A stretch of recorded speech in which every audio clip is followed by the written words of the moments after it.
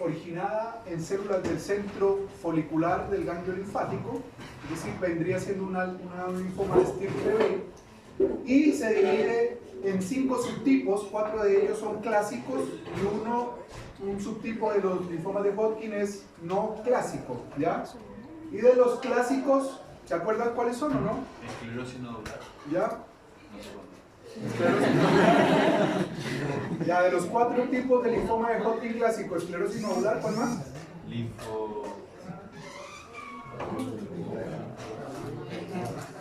¿Ah? ¿Cuál es el de peor pronóstico? El linfo... No, linfo.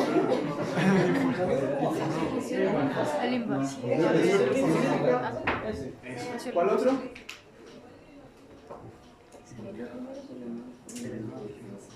Celularidad mixta y el otro clásico. Ya. Entonces, tenemos esta imagen de un ganglio linfático donde claramente se ve que tiene la arquitectura completamente distorsionada. Como ustedes ven, no hay folículos linfoides, no hay una determinación clara de la arquitectura normal del ganglio linfático, y lo que vemos es una proliferación difusa linfoide bastante azul, donde predominan principalmente linfocitos pequeños, que son todas esta zona azul que se ve acá, pero entre medio ustedes empiezan a ver estas células como un poco más grandes, que tienen un halo claro alrededor del núcleo. Y eso obviamente ya empieza a llamar la atención visto desde lejos. Se ve un poco más rosado acá, por depósito de tejido fibroso sin que se formen bandas de colágeno, ¿ya? Como ocurre, por ejemplo, en la esclerosis nodular. Vemos más cerca, donde vemos una densidad celular más aumentada que arriba, se ve más azul. Aquí en el centro se ve un poco más rosado porque hay depósito de colágeno entre medio, y siguen apareciendo estas células más grandes de un núcleo grande y un citoplasma claro perinuclear. Lo mismo acá, vemos que hay algo de fibrosis, que es este material rosado, pero no hay bandas de fibrosis para hablar de una esclerosis. Los linfomas de Hodgkin pueden presentar fibrosis leve, igual los linfomas no Hodgkin también. Y con esta imagen, uno por lo que ve acá todavía no lo puede catalogar como un linfoma de Hodgkin, porque en esta imagen no se ve, por ejemplo, la típica imagen de la esclerosis nodular con bandas de fibrosis, con nódulos, sino se ve un infiltrado linfoide difuso con unas células dispersas, que aquí ya a mayor aumento empezamos a ver estas células, que si ustedes ven todo el conjunto de la imagen, lo que menos hay son precisamente estas células grandes. El resto son estos linfocitos pequeños que están ahí, que no son tumorales. Acuérdense que en el linfoma de Hodgkin la célula tumoral es el componente menor de todo el tejido, a diferencia del Hodgkin, donde prácticamente toda, en este caso si fuera un no Hodgkin, toda la imagen sería tumor. En el Hodgkin, las células neoplásicas como esta corresponden a un porcentaje menor de la totalidad de la celularidad del tejido, siendo mucho más los linfocitos normales que acompañan a las células tumorales, que son estas que están acá dispersas. Ya a mayor aumento ya empezamos a ver con más detalle las células que tienen unos núcleos grandes, algunos binucleados, con nucleolo prominente y con este halo claro perinuclear, que podría tratarse de qué tipo de célula. Los que fueron o los que leyeron la clase. Pero ¿alguna variante de la Reed-Stenberg o una Reed-Stenberg propia? ¿Perdón? Y la que tiene ese halo claro, la célula lacunar. ¿Ya? Lacunar, ¿por qué? Porque pareciera que el núcleo estuviera hundido como en una cavidad, como en una laguna clara, que es una retracción del citoplasma por efecto de la formalina. Entonces aquí ya a mayor aumento ya vemos que esta célula tiene un núcleo grande, al lado tiene otro núcleo y tiene un nucleolo prominente, algo de citoplasma rosado aquí, ese halito claro que no es tan prominente como el anterior. Cuando vemos esta binucleación con este nucleolo prominente, que se puede ver como en imagen en espejo, esta sí es la clásica célula de Reed-Stenberg, que es patognomónica del linfoma de Hodgkin clásico, y la célula de Reed-Steinberg tiene variantes, la mononuclear, la lacunal, la momificada, la LH o la popcorn, ¿ya? Aquí, por ejemplo, vemos esta que es un solo núcleo con un núcleo prominente, y esa puede ser una célula de Hodgkin, que es una variante de la Reed-Steinberg, o una célula mononuclear. Al mismo momento, entonces ya vemos esta, por ejemplo, que tiene ese halo mucho más claro alrededor del núcleo, lo mismo acá, esta con este nucleolo prominente, un solo núcleo. Esta también, esta es una típica célula mononuclear o célula de Hodgkin, variante de la Reed-Steinberg, y tenemos una población bien variada de células de Reed-Steinberg y variantes. En un mismo tumor pueden haber, no necesariamente tiene que haber una sola célula. En un Hodgkin celularidad mixta, o por ejemplo en una depresión linfocítica, pueden haber Reed-Steinberg, pueden haber lacunares, pueden haber momificadas, no solamente hay un solo tipo de célula de Hodgkin. Acá, esta es una clásica célula de Reed-Steinberg binucleada con dos nucleolos prominentes. Y aquí a mayor aumento, ya con aceite de inmersión, vemos cómo tiene este núcleo grande, este otro acá. Aquí pareciera que fuera trinucleada, con un nucleolo grandote a este lado y otro par de nucleolos acá, y muy poco citoplasma, que es esto morado que se ve aquí alrededor. Esto sería entonces un linfoma de Hodgkin clásico, variante celularidad mixta. ¿Ya? Celularidad mixta, ¿por qué? Porque se acompaña de linfocitos, células plasmáticas, eosinófilos y en caso dado neutrófilos. No es una esclerosis nodular, porque no tiene las bandas de fibrosis, no es una depresión linfocítica, que es el más agresivo, porque tiene bastante celularidad. La depresión linfocítica se ve un ganglio como vacío, o un tumor como muy poco celular, y el rico en linfocitos es más bien nodular, ¿ya? ¿Dónde está la... Sí.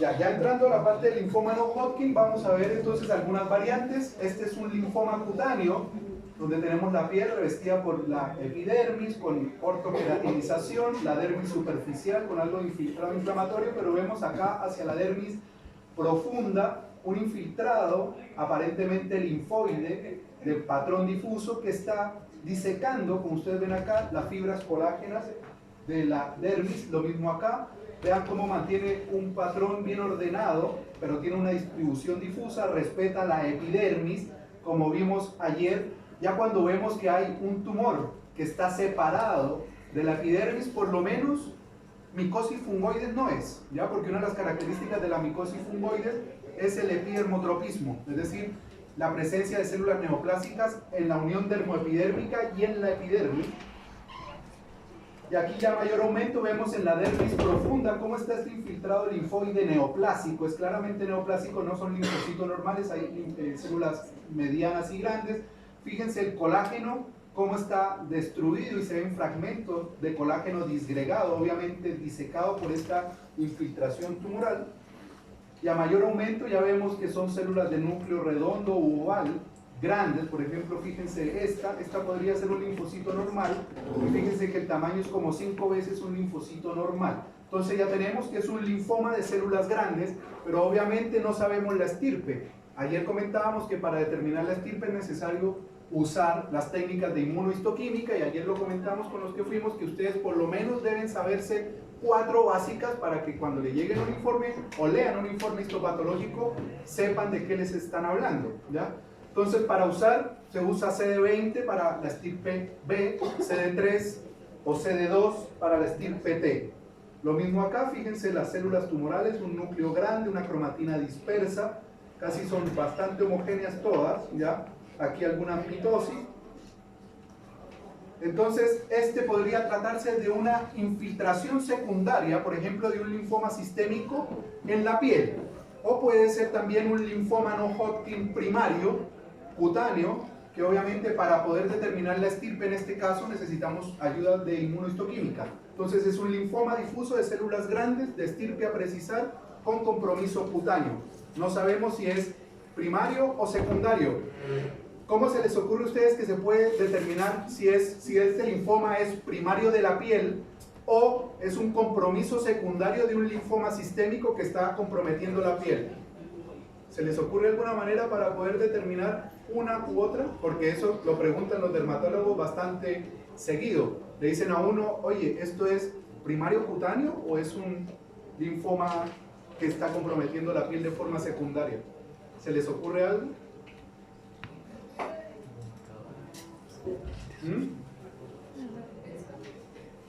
Por ejemplo, el estudio imagenológico podría ver si es obviamente un paciente que se le hace un PET scan y está lleno de adenopatías hipercaptantes, lo más seguro es que se trate de un compromiso cutáneo secundario y no de un linfoma cutáneo primario, ¿ya?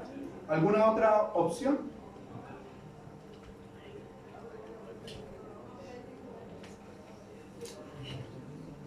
La inmunohistoquímica también puede orientar, ciertas mezclas o combinaciones de inmunohistoquímica podrían orientar a que se trate de un linfoma primario cutáneo, de un compromiso secundario cutáneo por un linfoma sistémico.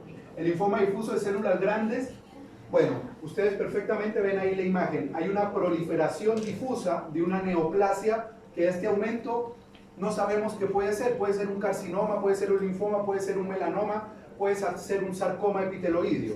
Obviamente la inmunohistoquímica es la que nos va a dar ahí la estirpe, y fíjense ustedes que no hay nódulos, no hay tabiques, no hay fibrosis, y a diferencia del Hodgkin, fíjense que toda la imagen es tumor, mientras que en el Hodgkin menos del 50% de la celularidad de la neoplasia o del tejido correspondían a células tumorales. Aquí el 100% de las células son tumorales, y eso es una característica del linfoma no Hodgkin. Y a mayor aumento vemos que es una célula claramente grande, de núcleo redondo, con varios nucleolos en su interior, moderado citoplasma, y mantienen un patrón homogéneo entre ellas. Y a mayor aumento, fíjense ya que el núcleo es bastante grande. Esto podría ser una célula plasmática ahí colada, un linfocito, comparado con una célula tumoral. Y esto es lo que usamos nosotros para poder determinar qué estirpe es el tumor. Partiendo, estirpe, quiero decir si es un tumor epitelial, si es un tumor linfomatoso, si es un melanoma, si es un sarcoma, si es un tumor germinal. Confirmando que es un linfoma, tenemos que ver si ese linfoma es B o es T. Y obviamente con la positividad para el CD20 nos dice que es un linfoma difuso de células grandes estirpe B. Y dijimos ayer que el CD20 tenía una importancia bastante notoria para el tratamiento de estos pacientes. Los que vinieron ayer saben. Los hematólogos siempre necesitan saber si los linfomas tienen positividad para CD20 o no, porque de eso depende si el paciente va a recibir rituximab o no.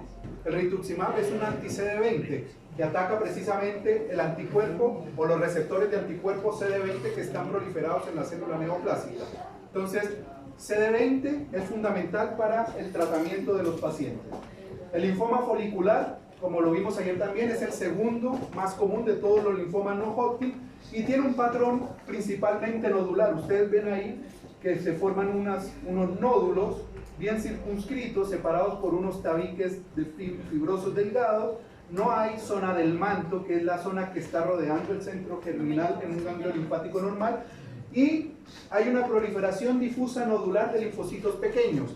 El linfoma folicular pertenece al grupo de los linfomas de células pequeñas, donde está el linfocítico de células pequeñas, el marginal, células del manto, el linfoplasmocítico, y el otro grupo son células o linfomas de células grandes, ya que tienen también diferente pronóstico, tratamiento y patrón de inmunohistoquímica, etc. Y fíjense que son linfocitos bien pequeños con un núcleo hipercromático, con una cromatina bien condensada, diferente de las células grandes donde se veía la cromatina más brumosa y los núcleos los más prominentes. Aquí, bueno, esta imagen no, la verdad, el corte es muy grueso, por eso se ve como todas las células sobrepuestas, pero son células pequeñas con un patrón de proliferación nodular. Y ustedes ya saben que el linfoma folicular tiene 3 grados, que esos 3 grados van a determinar el pronóstico y el tratamiento de los pacientes. El linfoma linfoblástico es un linfoma de células precursoras B o T. Acuérdense que en los linfomas la célula tumoral puede estar en cualquier estadio de la maduración.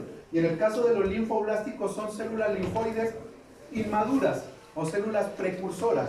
Y está el linfoma linfoblástico o la leucemia linfoblástica. Son la misma entidad. Si ustedes la revisan en la clasificación de la OMS, va a ver que el diagnóstico, van a ver, es linfoma / leucemia linfoblástica aguda B o T. ¿Cuál es la diferencia? Se habla de linfoma linfoblástico cuando el tumor compromete un tejido sólido, mediastino ganglio, y se habla de leucemia linfoblástica cuando el tumor compromete la médula ósea. Es una neoplasia linfoide de célula pequeña a mediana, no es una célula grande. Es muy parecido a las células del linfoma folicular que vimos en la imagen anterior. Ya son células pequeñitas, son de aspecto blastoide, o sea, de aspecto inmaduro, son pequeñas y como muy hipercromáticas. Fíjense acá, casi no tiene detalle cromatínico, las células son bien redonditas, tienen un patrón de infiltración difuso, y a esto es lo que me refiero de una célula blastoide, que es una célula pequeña pero tiene una forma irregular, o sea, tiene algunos contornos irregulares y la cromatina un poco grumosa. Son células que uno ve por ejemplo en embriones. Cuando uno ve cortes de embriones se ven células precursoras o células inmaduras que no tienen ninguna diferenciación, que se está viendo esta imagen. Lo mismo acá, aquí hay algo de colágeno entre medio. Y para determinar la estirpe inmadura, el marcador que usamos es el TDT, que es un marcador de linfoblastos, ¿ya? Por lo tanto, teniendo la positividad para el TDT, hablamos de una linfoma o una leucemia linfoblástica, y si expresa ese tumor TDT más CD3, estamos hablando de que es un linfoma linfoblástico de estirpe T, ¿ya? Y la última, ¿cómo se arregla?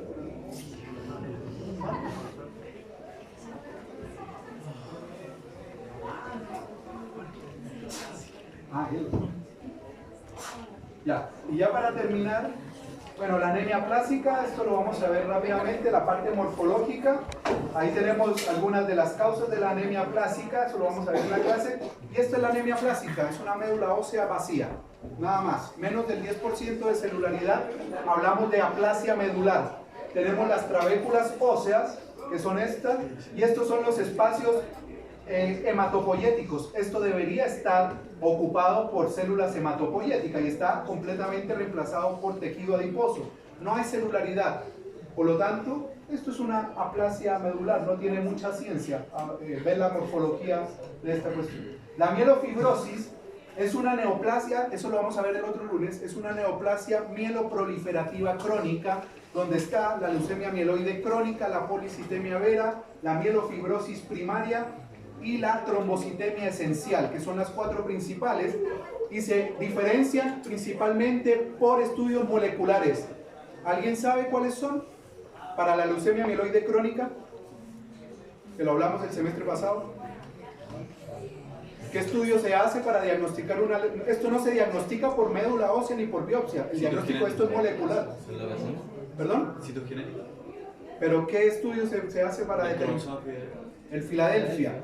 Si un hematólogo sospecha clínicamente que un paciente tiene una neoplasia mieloproliferativa crónica porque le encuentra leucocitosis de 60.000, de 100.000, con proliferación, con desviación a la izquierda, con trombocitosis, lo primero que le va a hacer es un estudio genético antes que una biopsia. La biopsia la mandan después como para reconfirmar el diagnóstico, y para esta neoplasia mieloproliferativa se usa el cromosoma Filadelfia, que es de la leucemia mieloide crónica. En más del 95-98% de los casos hay un porcentaje mínimo de leucemias mieloides crónicas atípicas negativas para cromosoma Filadelfia, y el otro marcador es el JAK2, que va a ser positivo en un 90% de las policitemias veras y en un 50% de las mielofibrosis y las trombocitemias esenciales. Y va otros estudios, la calreticulina, el MPL, que son estudios de citogenética que utilizan generalmente no los patólogos, sino los hematólogos para hacer diagnóstico de los síndromes mieloproliferativos crónicos. esto lo vamos a ver más en la clase. Y la mielofibrosis lo que vamos a ver es una médula ósea con estas trabéculas de hueso irregulares, con osteoesclerosis, es decir, con ensanchamiento del hueso, y vemos que los espacios medulares que en la aplasia se veían vacíos, aquí lo que vamos a ver es un tejido fibroso que está reemplazando todo el tejido adiposo con algo de células. Van quedando células hematopoyéticas residuales, pero de ahí su nombre. Mielofibrosis es una fibrosis medular intensa, grado 3. Vemos acá lo mismo, los espacios intertrabeculares se ven fibrosos con algo de célula y algo de tejido adiposo. Y fibrosos es porque todas estas trabéculas rosadas es tejido colágeno, y lo que va quedando ahí entre medio es serie roja o serie eritroide, serie granulocítica puede quedar, y megacariocitos no se ven por ahí a mayor aumento. Entonces fíjense ustedes que prácticamente todo el espacio intertrabecular está ocupado por estas hilachas de colágeno, que es lo que produce la fibrosis, y la celularidad es bastante baja, sobre todo en la mielofibrosis en etapa fibrótica. Eso ya es otro tema más para profundizar más, que es la mielofibrosis se divide en una etapa prefibrótica y en una etapa fibrótica. La etapa fibrótica es así, la prefibrótica es ver una médula como una leucemia mieloide crónica, muy celular. Lo mismo acá, van quedando algunas celulitas hematopoyéticas por ahí residuales. La leucemia mieloide aguda, aquí lo que vamos a ver es una médula llena de células, con una celularidad de un 100%, estas son las trabéculas, y fíjense que los espacios están ocupados en su totalidad por células, que para hablar de leucemia mieloide aguda tiene que haber en esa celularidad más del 20% de células blásticas o de blastos o de células inmaduras. Para hablar de leucemia, más del 20% de blastos inmaduros. Permiso, que uno de los chicos parece que se confundió el laboratorio que hicimos acá. Y es aquí. ¿Ah?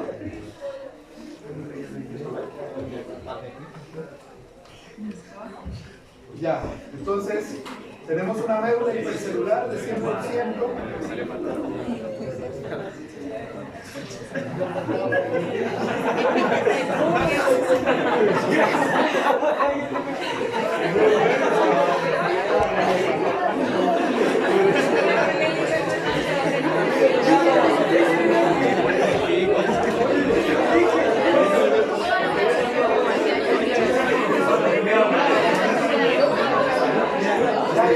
Silencio para terminar, gente, para terminar rápido, por favor.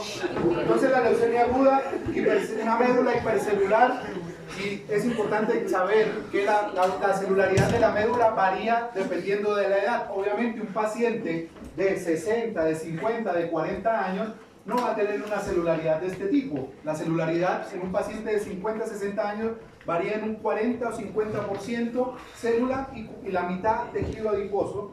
Obviamente ve esto uno en un paciente adulto, esto es patológico de entrada, y lo que está ocupado o lo que ocupa esta médula son blastos mieloides, para hablar de leucemia mieloide aguda, que son elementos mieloides inmaduros de núcleo grande, redondo, cromatina laxa.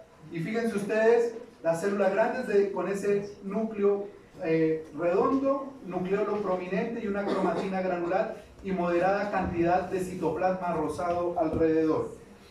Lo mismo acá, con una mitosis ahí aberrante, que se ve esa mitosis por la proliferación que se está produciendo. Y la leucemia mieloide crónica, bueno, es la contraparte de la aguda, y como les dije, la leucemia mieloide crónica está dentro del grupo de las neoplasias mieloproliferativas crónicas. Bueno, Filadelfia, esto lo vamos a ver después. Y lo mismo, acá ocurre lo mismo, es una celularidad de 100%, de una médula 100%, pero obviamente no va a tener blastos inmaduros.